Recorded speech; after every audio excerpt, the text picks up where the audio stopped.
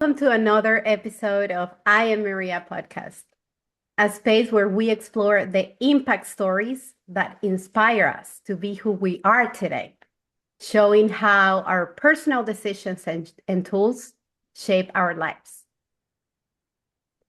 Today's conversation is one I'm genuinely curious about, especially because for this one, I don't have any preparation, but Chris, the only preparation I have is the research I've done. The way you have inspired me through LinkedIn, which is where I found you very many years ago. And on paper, Chris Brown has built a career that reflects leadership, movement, and growth. But what interests me the most isn't the resume, but it's the thinking behind the movement you have, Chris. So today, we're going beyond the titles and really into the perspective. So, Chris, I am very glad you're here today. Thank you so much. And thanks, Maria, for inviting me onto it. I'm genuinely excited to do this. I've never done a podcast before, so this is all new territory to me. Well, it's just a conversation, and that's how the podcast was raised, right? I cannot just have a conversation with an amazing person like you and not record and share with everybody else because you have a story, you have inspired me, you motivate me, but you can do that with much more people. So let's just start with the most important question. And I know it sounds easy, but when you think about who you are, things are like, well, give me a second, let me think on my beliefs, my characteristics. Who am I? So, who is Chris Brown? Wow, who is Chris Brown? I think Chris Brown is someone who has been shaped by his background, his upbringing, and then as life unfolds, I've sort of developed and changed according to what's been thrown at me. I think as a background, my background is from a very strong Catholic family. I was sent away to school from the age of 10 or 11. Lived away from, I never lived at home from that point onwards. I went to a school run by Catholic monks, and that shaped me. It shaped me in lots of positive ways, actually, in terms of a desire to succeed, and and a very strong work ethic as well. So I think that was the single biggest influence on my life, and I think that shaped who I am now, and how I act in my daily life and in my work life as well. That is very beautiful and rare to find. So, take us to through those years, and how is that you believe that that influence makes you the person you are today? Well, I think what it taught me was independence. Um, uh, and although I had a strong relationship with my parents and still have a strong relationship with my father, um, we were never that close. And that's funny because sometimes, as a parent, I am a parent who, albeit my kids are not kids, they're 28 and 25. I do feel I'm very close to them. So some bits have shaped me in the opposite way, if you like, so that I always wanted to be a good dad and very, very involved with my kids. The other aspect of it is it taught me resilience. It taught me independence, and it taught me the ability to be on my own. And I think that's quite important because um, I think the world and what we do and is shaped a lot by noise and by influence all the time. And I think having some quiet moments in your life is really, really important. I I found that I wanted to do that and have those quiet moments because I lived in a boarding school. I was surrounded by people 24/7. So I didn't have a sort of normal childhood from that respect. And I seek out those moments now as, if you like, those quiet reflection moments. And that's as a direct result from my childhood. So, and I think that's really important because it allows you to have some space and make some decisions in those quiet moments. I think that's just really, really important. That's one of the biggest influences in my life. That's what shaped me. That's sort of what I am as a person. I can interact with people, but I also need that sort of that time That apart. solo moment. Yeah, and I think we all need that to varying degrees. But it's just, I guess, I was more predominantly shaped by that because of my background. Well, I love that and makes me think on the decisions, which is really the next questions. And I'm like, this is a perfect moment to ask because life is made of important decisions. Mm, In I Maria podcast, we try to stay in 1, 2, 3, 4 decisions that you have shaped your life, that have made the person that you are today. And I'm thinking here, I'm like, well, I'm sure Chris have very good decisions in life because of these reflecting moments that I call it solo moments for a second. But you also grew up, and I strongly believe in the presence of God. So in those moments, you are connected with you, but with a higher power as well. mm. So talk to us about important decisions in your life. Wow. Okay. I think I think I've made a number of important decisions in my life. I don't think I've always made the right decision, irrespective of saying I take these quiet moments to reflect and then I make a decision. I think when you're younger, there's more pressure on you to to make a decision which you believe is right. Yeah. I think throughout our life we make lots of decisions and they could be right or wrong. I think as you get older, you realize that you're going to make lots of bad decisions and that's how you learn. Okay. Let's say for me, have I made the most important decisions? So I made a decision to go into a particular type of design. I decided to go into retail and restaurant design not long after I left college. I had a choice. I could have gone and worked for this guy who was really famous for no money and done really amazing houses, but I decided to follow the money and go into retail and restaurant QSR design and everything else. I don't regret that uh, because it's shaped my life and everything that's happened. I don't see that as a negative, but it was probably a fundamental decision in my life. That was one decision, and I grew as a result of that. The second most important decision in my life, I guess, was marriage and kids. And I don't. I mean, I'm no longer married, but and you could say, well, that was a bad decision, but it wasn't because I have two amazing sons, and I'm really proud of them.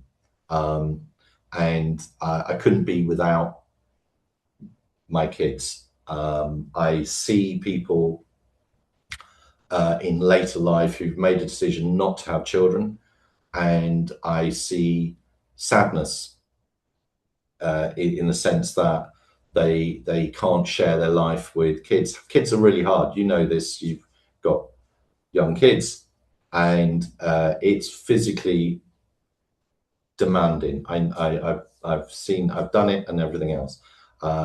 And I was a single parent for many years, looking after two kids. So, that was doubly hard. But having children, sharing your life in that way, feeling that continuity is a really, really important part. So that's on a very personal level. And then I guess, what is the other decision? The decision was to go, the biggest decision also would have been to go it alone. I worked for big companies for many years, spent some time in the States, which I loved.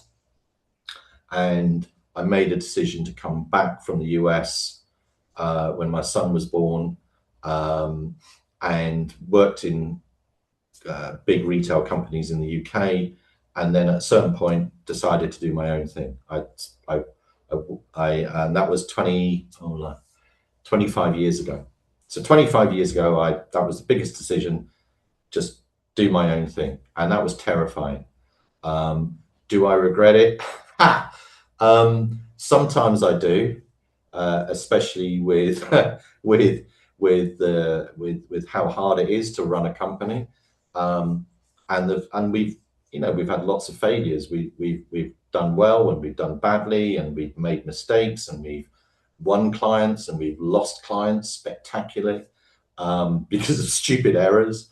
So it's been a roller coaster. But do I regret it? No, I don't, because I could not. I found I couldn't function in a big company. I couldn't follow the politics and everything else that big companies have. So I guess those are the three, for me, those are the three big decisions in my life. And yeah, that's shaped my path, I guess. Nice. I want you to speak a little bit about your company. What is that you do? How is that you got to change the way you think with that big important decision, and not just as a leader, right? But as a person, because it's your company. Well, I think that the thing about running a company is, you're managing, you have to be many things. You have to be a design director, you have to be an accountant, you have to be a therapist, you have to be all of these things to people, and that's hard. I think when you first start running a company, you work on the principle that all your staff, you want everyone to like you. Yeah. And that's not always possible. That's just not possible. And you're dealing with a whole series of different personalities. And I guess things fundamentally changed for us as a company, because we were based in London for 20 years. And then we had COVID. And we relocated the company to Leicester here, which is in sort of Midlands of the UK, and that was probably the best decision I ever made, because it's a different sort of culture here, and people stay with you, and there's a sort of longevity, and there's a sort of what do you call it, loyalty. So it's been a different sort of setup here. And I guess also my partner, she got involved with the company, and I always used to run a company in the sense of it's business, it's business, it's business, it's business. And she brought in a human element of making it more family orientated. So, since she's been involved, we've done really mad things, which I would never have contemplated. So, 3 years ago, we took all the staff to Spain for a week before Christmas, and we did really fantastic things. And then last year, we went to Morocco, and we ended up camel riding across the desert for days, and quad biking, and all sorts of things. And so she's injected this sort of human family aspect to the business, which is not something I necessarily would have done. So I guess there's been outside influences into the company, but for us, it's about just we want to do our best with clients, and we want to get on with clients, and but not be pompous about how we work. We are very, very sort of modest, I guess, and I think that's important to keep that sensibility about who you are. And there was a client who said to me many, many years ago. He said to me, remember, he said, to work for a client is a privilege, it's not a right. And this is a thing that I say to my staff all the time.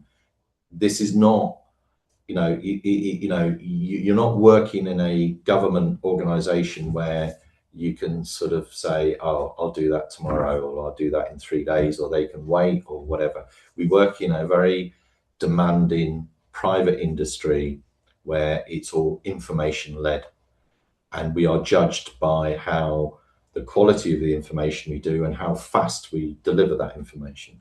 So, and how we react with clients as well. So I say this to everyone here. I say this, it's a privilege and not a right.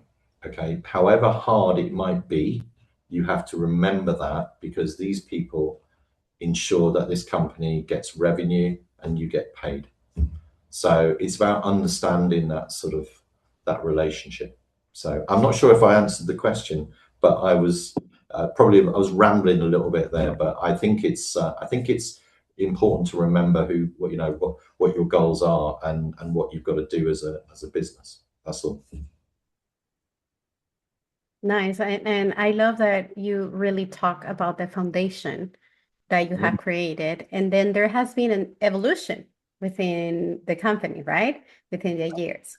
I Yeah. want to ask you if that evolution felt intentional or uncomfortable. It was inevitable. Many years ago, I worked for a client called Johnny Bowden. There's a children's fashion brand called Bowden in the UK, and in fact, one of their biggest markets is in the US. They are mail order or online. And many years ago, 11 years ago actually, we pitched to do a new concept for them because they wanted to open stores. And in fact, the pitch was to do, I think, a store in the UK and then a store in Texas, because Texas was their biggest market online. And I spent many hours talking to Johnny Bowden, and he was a really interesting guy. He'd started life as working in the city. He went to New York, made loads of money, and then he came back to the UK. He lost all his money, and then he started his business from his kitchen table. Okay, and he failed 2 or 3 times, and he was inspiring to me. And his one word of advice to me, which I have to remember, is he said, change or die. He said I had to do it personally. I've had to do it with the company. He said, so remember this, Chris. He said, change or die. And when it came to COVID, I had a lot of staff in London in an expensive office, really lovely area of London. It was Camden Town, and we'd fitted these offices out, and I loved being there, and it was fantastic. And all the money stopped. Overnight, we had nothing. And we had space here in Leicester that we could move to. And I had to rebuild. I had no choice. I felt it felt really painful, but each time I had to remember, change or die, change or die, change or die. And effectively, we had to rebuild the company from scratch. But we lost all of the issues and the problems and the sort of outstanding, I guess, the outstanding issues of how do we do this in the business and how do we do that? Because we actually started to effectively start from scratch again. So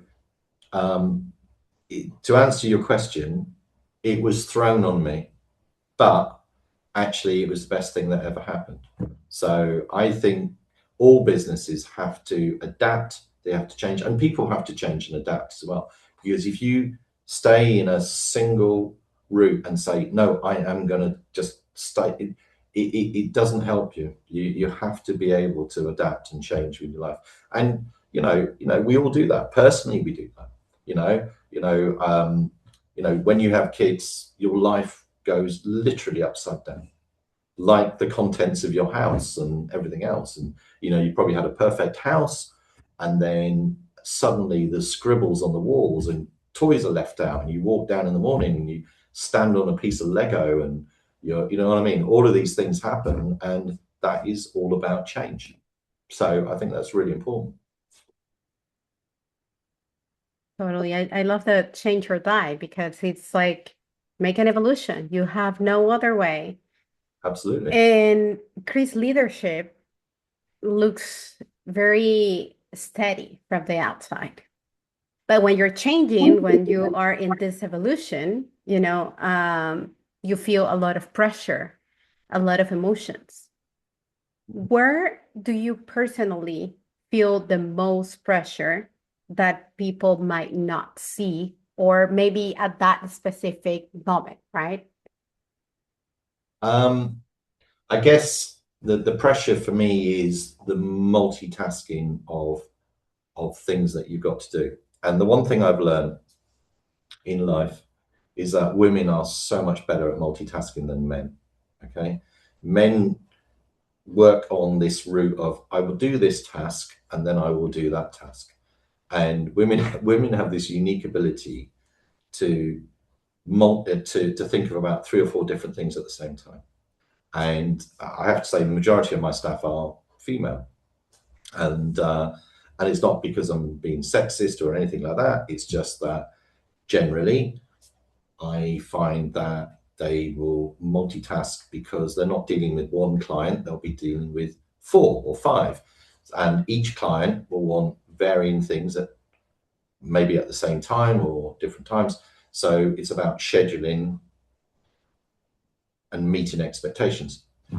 The difficulty for me, and this is the thing that I'm still struggling with. I mean, I've been doing this, like I said, for 25 years, but it's working out the priorities and getting staff on board to meet my vision. Okay. And it's about trying to ensure that you're not being rude, or you're not being this, but it's being firm, but just trying to people to buy into what needs to happen, because there's always a bigger picture. So that is the challenge, and that's the sort of thing that I spend most of my time doing. So it's keeping the staff on board with that vision, and at the same time it's keeping clients on board and engaging with them all of the time. And a lot of the time it's on the phone to say, hi, yeah, we're getting on with this and we should have this done by this date and da da da. Because I don't tend to use an email. I do it the old fashioned route by talking to people on the phone, because it's a sort of, it feels more personal, and it's a better way of doing business as far as I can see. Mm.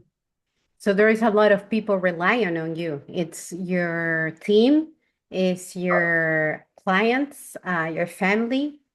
How do you lean on when you're the one others rely on most of the time? I don't. That's a hard question. I'm not even sure I can answer it. I don't know. I take time out to to to to to just, I guess, just think about things and think about how I should act in certain ways. The other thing I learned in life was when you're younger, you want to react straight away, whether it's a negative or a positive reaction, you want to react. The one thing I learned was actually it's best not to react. first of all, it's best to think about something and then give your answer to something. And I'm still in that learning process now. I'm still, if there's a negative reaction from a member of staff or a negative reaction from a client, it's not about giving up and saying, oh, okay. It's about going away and thinking, okay, how do I react to this situation? And I think that if you say nothing, first of all, it's often best. Think about what the right reaction should be, and then do it. Certainly when it comes to negative reactions, I think that's the best way to do it. I didn't used to be like that. I used to sort of want to fight something straight away, or give my point of view straight away. And I don't think that's often the best. I think it's best to sort of sit back and think, okay. And I think, running a business also, it's not a democracy. So it's very much driven by the people who run a company. So there is a slight aspect of, I guess, almost feeling like you're a dictator sometimes. But I'm not a dictator. But it's just that because of my experience, I sort of know what we should be doing to meet expectations. Because the guys who work for me are very talented, they're great. And what I say to them is, look, I'm not a better designer than you. Okay, you guys are hugely talented and you do these concept boards, which are fantastic, and this, that, and everything else.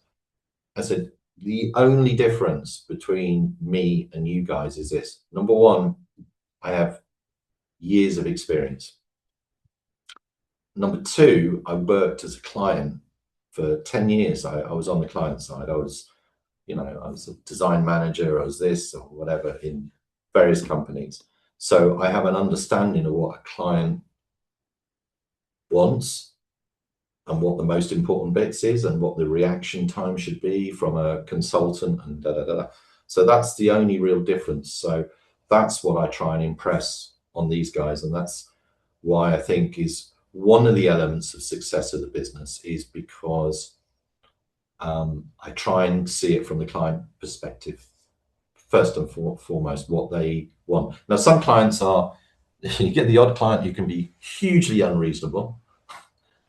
And then it's just a question of managing that because that's different. That is like, that's sometimes some clients you can be quite hard to work with, quite demanding and unreasonably so as well. So that's a different matter. I think it's important to protect your staff when most of the time because at the end of the day, if there's a mistake in the business, I'm the director, I have to take the responsibility. And this is what I say to clients is, if they got it wrong, it's because I've not managed them properly or I've not told them what to do in the right way. So it's not their fault. It comes down to me. But that's hard as well. So yeah. You take every punch, don't you, as a consultant? You take the punch, you take the opportunity, and also because you have a toolbox, right? That Yeah. is there with you, that changes, maybe that evolves with time. But those are resources, techniques, habits that makes you to stay focused, to stay grounded, to continue evolving. So I'm going to ask you, what's your toolbox? What's my toolbox? Wow. Okay. What is my toolbox? I guess, that's a really hard question because half the time I probably wouldn't even recognize the tools that I do use. I guess I'll go back to the original conversation, which is step away, take some time out. That's one toolbox for me. The other toolbox is never give up. Never give up.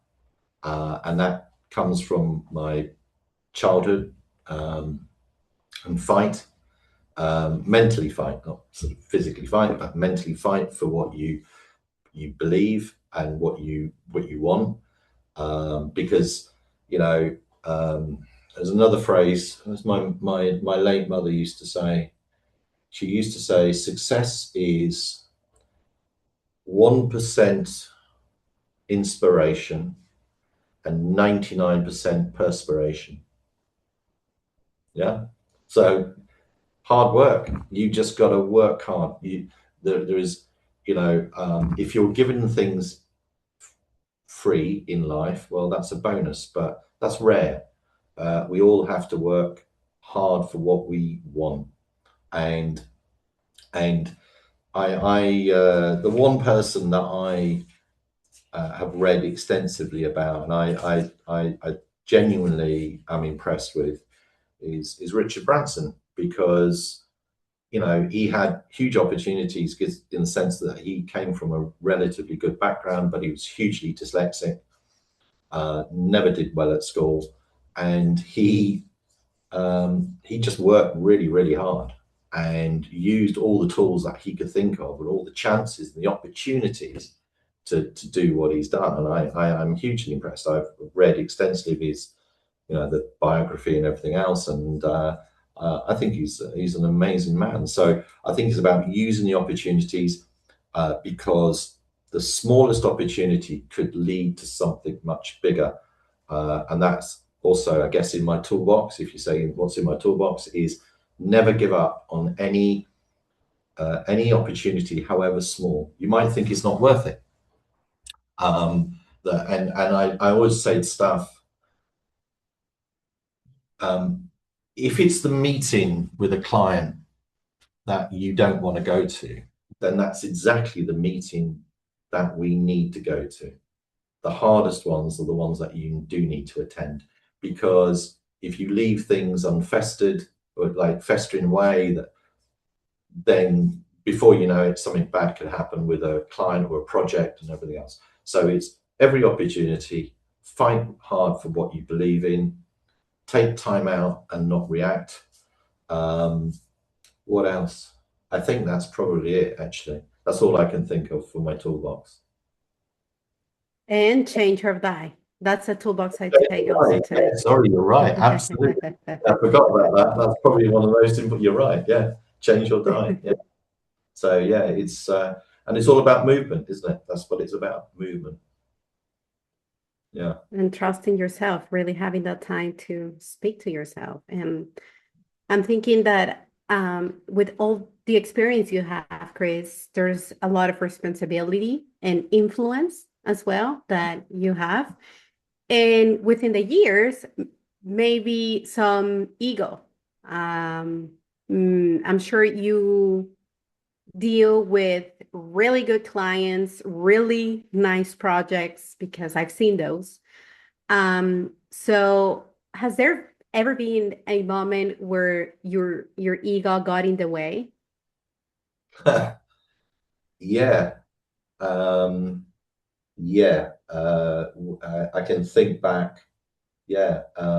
Ego. Yeah. The ego in terms of what's happened with a project where I thought what was best and it wasn't, and it went badly wrong. That's happened on a few occasions. Ego in the business when you get questioned, and again, and like I said, I'm 58. I should know better. Yeah, but I'm still learning. And there are some really clever people about me, and it's learning to say, if someone says, well, actually, Chris, this isn't a good idea. If we do it like this, you think, oh, actually, okay, let's take that on board, because actually they might be right. And so that's another thing of constantly saying, okay, I've got to control my ego like that. Yeah, I think I like to think that most of the time,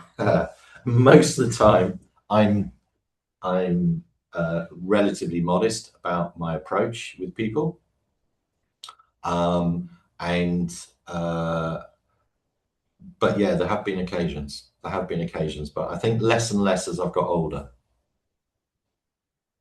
Two questions. What's the kind of feedback that has been the hardest for you to receive? And then how do you create a space for people to challenge you? Okay, so hardest feedback. Well, actually, I'll answer the second question first. So the second question is, how do I create a space for people to challenge me? Um, Open discussion. We do. Um, we have regular um, um, reviews of the work we do.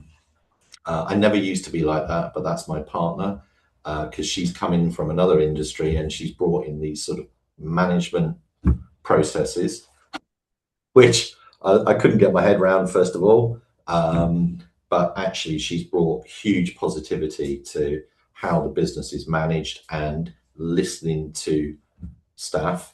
And she's a very people person. So she will be sitting in this office here with a member of staff, and they'll be talking about everything. So, stuff that doesn't even relate to work. So I find it highly amusing, but actually, it creates those sort of moments for staff to say how they feel. So if they feel that something's not quite right and how something's been done, then that will feed back to me, even if I'm not party to that conversation. So, pardon me. So that is one. That's my answer to question two. To question one, sorry, can you repeat it again? What's the kind of feedback that has been the hardest for you to receive? Hardest feedback. What, from clients or from staff? Well, I was asking that question specifically when you said, sometimes I am making a decision in a project that then I see that the result wasn't what I was thinking at first, and it can go very wrong. And Mm, maybe there was a conversation from somebody else that told you maybe it's not a good idea. And the ego sometimes is like, I'm not gonna listen. But if we leave that space, as we were chatting about, if you leave that space of maybe they're right, your perspective will change. So I was asking specifically in situations like this, but you can answer any type of feedback that has been hardest for you to receive. wow. Wow. Feedback. So I guess, well, I'm trying to think of client on the client side. Yeah, on the client side, there can be the odd bits of feedback in terms of. I mean, I learned lessons. I years ago, I I didn't get involved in certain way in certain ways with the projects I should have done. But I've learned from that, I guess. Um, and I do try and prioritize and making sure I go and I'm there and present to people. Sometimes they found that that I wasn't. Um, with staff, with staff. I guess it's when you're not busy, it's easier to take on criticism. You've got that time and the space to sit with a member of staff and go, yeah, I get what you're saying. Da, da, da, da. When you're really busy and you're trying to do a route one approach to get it done, and someone's raising questions, that's when it becomes a harder thing for me to say, okay, yeah, I'm listening to what you're saying and I'm taking on your feedback. For me, then I'm not so good at that. I'm not so good at that. If I believe there is a particular approach we've got to get something done, and I can be quite. I guess you always want to think of yourself as a nice guy. You want everyone to like you, don't you? And sometimes, my partner or someone will say, "Well, look, you upset this guy or this lady in the office because you've not been particularly particularly good in your approach. And then you get sit back and think, oh, blimey, I didn't realize I was that rude or I was this. And I guess that knocks me because I think I didn't realize I was like that. And that affects me. And I guess that's my answer to say, about negative criticism. I will get it fed through from maybe one or two other people and say, Chris, you were pretty brutal then. You were pretty sort of, "Argh." And I guess my failing is not realizing that at the time to stop myself from saying that. Yeah. So yeah. Maybe your vision is on the way. Like you have a clear vision. Let's get through it. Well, that's it. And I've worked to a sort of route one approach. I don't really want to screw around. I don't want to sit in endless meetings discussing how we're going to do something. But yeah, I was never, see, the thing is, Maria, that's why I wasn't good at corporate life. In corporate life, I used to sit in all-day meetings at board level, talking about, I don't know, 30 odd shops we were going to open, and we endlessly went round in subjects about this, that, and everything else. And it was like a 6 or 7 hour meeting. And I found it infuriating. I guess I'd never, that's my failing is patience. I'm trying to learn patience, yeah. And I'm 58 and I'm still nowhere near that point where I could say, yeah, I'm really patient with people. I wish I was, Well, but I'm not. we're humans and we're all learning. And to me, right now here, you seem like a very patient uh, person, and we're in evolution. And here's where I want to ask also about success, because success right now maybe it's very different from what it was 10 years ago, maybe 20 years ago, or even when you started your career. Mm. So tell me about, what does success mean to you today versus previous years? Well, we're in a society where things are gauged by money and material possessions. And I've not been any different to anyone else in the sense that, for me, it was always about, I want to get this house, I want to do this, I want to do that, and I want to build a business. At one point,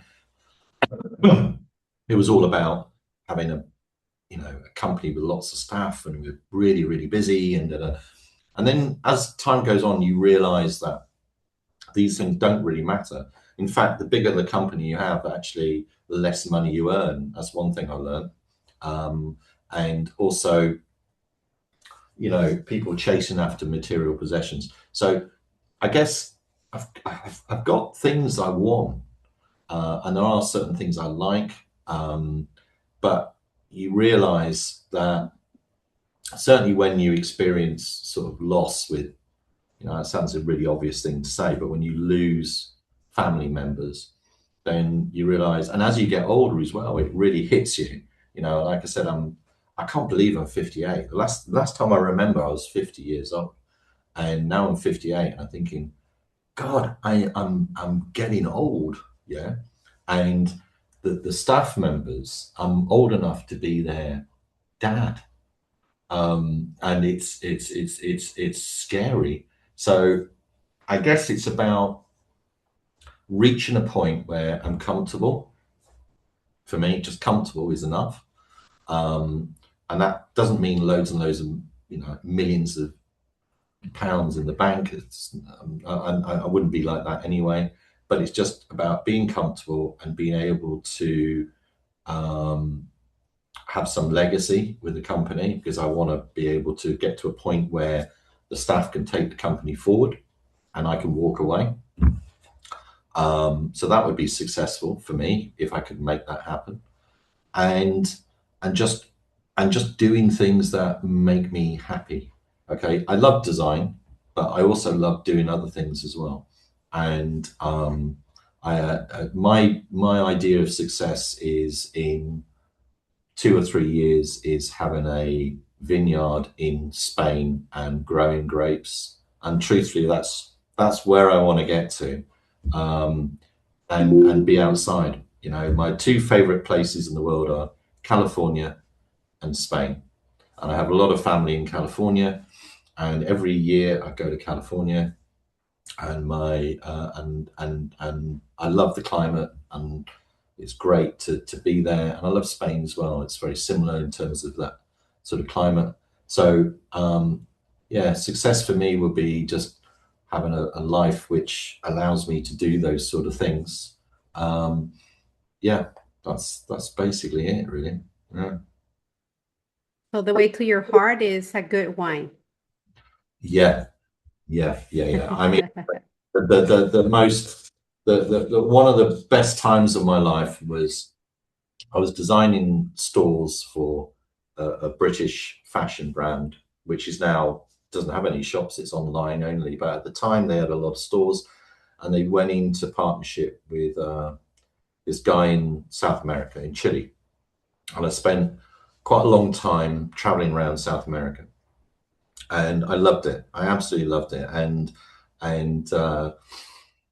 I went for some fantastic food meals in Chile and uh, Colombia and various other places. I can't remember, but the wine was extraordinary, and it was just fantastic time, and I really got into um, some particular reds, and I don't drink a lot actually. I'm not, you know, but I do like a glass of red wine, and I always thought, well, I'd love to be able to just do a small vineyard, buy a farmhouse, extend it, do an architectural project because that's what I want to do. I always wanted to do my own place and something interesting, and just yeah, have a bit of a life doing that. Yeah. So I guess that's my ultimate I point. can't wait. Yeah, I can't that's wait to see that version of yourself and absolutely, and you'll be welcome to come and visit and pick the harvest. Yeah, yeah. I'll be asking lots of, you know. that's awesome. I can't really wait. What motivates you right now? Is it growth, impact, stability, or that change that you're trying to I think reach? I think it is stability on one side, but I think that's elusive because it's constantly changing. I guess it is um, what motivates me now is I'm working towards now. I'm looking at it. Okay, I'm 58. I'll want to retire when I'm early 60s. Is now maneuvering the business, growing it at the same time, which is sort of happening anyway, but maneuvering it into a position where two or three key members of staff start to take more responsibility, and then, like I said, can then take the business forward. So yeah, that's difficult because I'm having to coach them. I've sort of been open with them. I've sort of said, look, guys, what do I do? Sell the business? Close the business? What do I do? Because I'm not going to be here for another in 10 years' time or whatever it might be. So it's now trying to encourage these guys who think, oh God, he's serious. He you know, so it's a mentoring of them to build them into a position where they feel they've got the strength to do it. And they just don't know it yet. So it's about building steps. So yeah. Nice. This is going to be my last question before we start closing the episode. But when you have a client or even someone that works with you or for you, Mm. what do you hope they experience? Oh, I hope they experience that they have someone they can trust. Trust is the most important thing between a client and a consultant. Well, it's important in life generally, isn't it? If you're you know, if your partner, you can't trust your partner, then that is awful. If you've got staff around you you can't trust, then that's terrible as well. Certainly also with clients.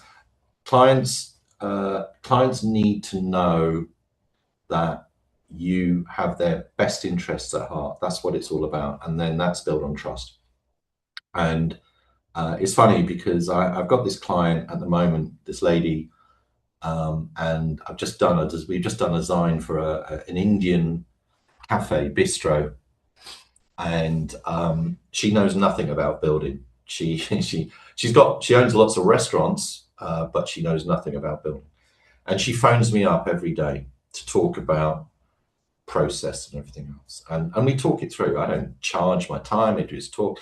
And the other day she phoned me and she said, look, I'm really sorry that I do this. And I said, well, why are you apologizing? And she said, well, I'm taking up your time on it. And it's really good because you give me advice. I never feel that you're trying to rip me off or take money off me. And I said, well, look, I'm just teaching you what you need to do. I said, whether you want to use me on this bit or that bit, I don't really mind. And so that's all about trust.